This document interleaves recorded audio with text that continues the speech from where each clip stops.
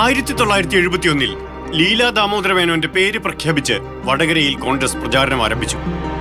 അതിനിടെ KPCC പട്ടിക തിരുത്തി ഡൽഹിയിൽ നിന്ന് സ്ഥാനാർത്ഥിയെത്തി KP ഉണ്ണികൃഷ്ണൻ. ഇന്ദിരാഗാന്ധി നിർദ്ദേശിച്ച സ്ഥാനാർത്ഥി മാതൃഭൂമിക്ക് വേണ്ടി അതേ നാളുകളിൽ ഉത്തരേന്ത്യൻ തെരഞ്ഞെടുപ്പ് റിപ്പോർട്ട് ചെയ്യുകയായിരുന്നു. മാർക്സിസ്റ്റ് സ്വതന്ത്രൻ AV രാഘവനെ 58,000-ഓളം വോട്ടിന് തോൽപ്പിച്ച് കന്നി മത്സരത്തിൽ തന്നെ ഉണ്ണികൃഷ്ണൻ സഭയിലെത്തി. സ്ഥാനാർത്ഥിത്വം പിൻവലിച്ചിട്ടും ലീലാ ദാമോദര മേനോന് 2227 വോട്ടും കിട്ടി. തുടർന്നുള്ള തെരഞ്ഞെടുപ്പുകളിലും ഉണ്ണികൃഷ്ണൻ വിജയം ആവർത്തിച്ചു. വൈകാതെ അദ്ദേഹം ഇന്ദിരയുമായി തെറ്റി കോൺഗ്രസ് വിട്ടു. ഇന്ദിരാ സഹതാപ തരംഗത്തിലും വടകര ഉണ്ണികൃഷ്ണനൊപ്പം ഉറച്ചുനിന്നു. ബൊഫോഴ്സ് അവിശ്വാസ ചർച്ചയിൽ KP ഉണ്ണികൃഷ്ണൻ രാജീവ് ഗാന്ധിയെ വെല്ലുവിളിച്ചു.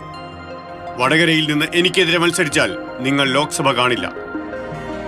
ആ തെരഞ്ഞെടുപ്പിലും KP ഉണ്ണികൃഷ്ണൻ വടകരയിൽ നിന്ന് ജയിച്ചു കയറി.